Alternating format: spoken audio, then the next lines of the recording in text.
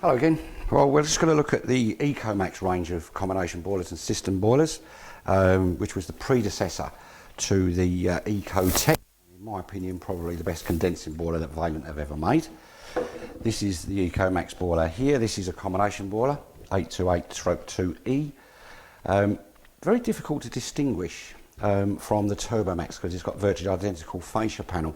So it can lead to a bit of confusion as to the model or the range of boiler that a customer may have. Anyway, on here we have an Ecomax badge, so it's the only probably distinctive mark that is on there that can tell, or you can tell, if you have an Ecomax or not. Anyway, simply looking at the boiler, pretty straightforward, pressure gauge, nice and easy to use, proper numbers and readings, and hot water temperature and water temperature for your radiators, and a good display with diagnostics. So very good boiler, very easy from a consumer perspective and from a service engineer's.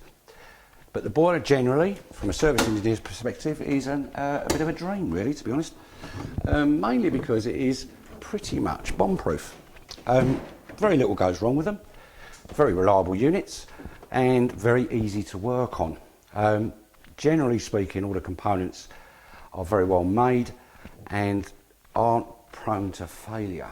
Now, as long as you get the boiler serviced properly, and I mean properly, every 2 or 3 years, and your heating system's kept nice and clean, generally speaking, you won't get any problems with this boiler. Obviously, you will get the odd mechanical failure from time to time, but that's just one of those things, and that could be your washing machine or car. You know, things go wrong. But generally speaking, very, very good. However, and there's always a but, isn't there? Yes, unfortunately there is. Two little things, or one little niggle and one sort of quite large problem, but we'll do the little niggle first, and that is the filament mechanism, which is situated under the right hand side of the boiler under here. Incredibly difficult to use, horrible thing, an idea altogether. Easiest way to overcome that is to simply install an external filling loop on the pipework below the boiler. Very easy for you to use as a consumer and very easy to replace if it goes wrong by us, and it's only costing 12 quid or so. So that's going to get over that problem very easily. However, the second problem isn't quite so easy, and that's we're going to address then these things. Now these are what's called technically service valves, what we call suicide valves, and the name, well, our name is pretty self-explanatory. Now these service valves are fitted on the flow and return connections to your heating system, so that if we need to work on the boiler, we can isolate the boiler and drain the boiler without affecting or touching the heating system. Now the only problem with these service valves or suicide valves is that as soon as you touch that little valve spindle in the middle there, it will just start dripping or leaking water, and there is absolutely nothing you can do about it other than replace the valves. Now, being German, typically Vaillant spare parts, like all German cars and manufactured goods, you know that you are going to get absolutely raped for the cost of any spare parts, and these are no exception. Now this valve will range from anywhere between 40 to 50 pounds each. I'll say that again.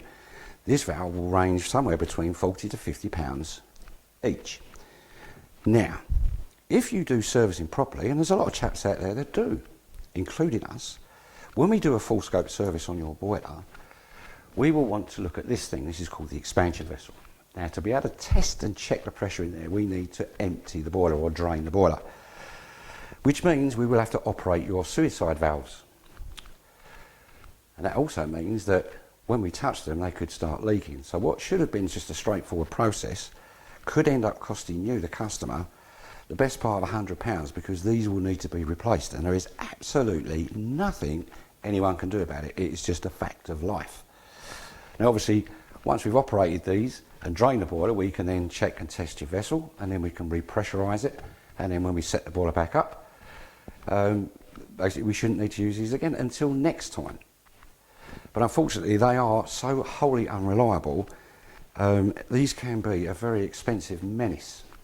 However, apart from this, the boiler itself, I think, in my opinion, is an exceptionally good boiler. As I said, good servicing procedures, keep the heating system clean.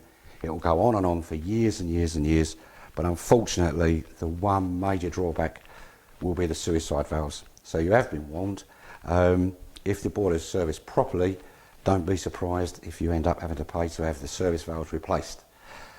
Very, very sad, but unfortunately a necessity. So sorry about that, but at least you are now forewarned and pre-armed with some information. See you next time.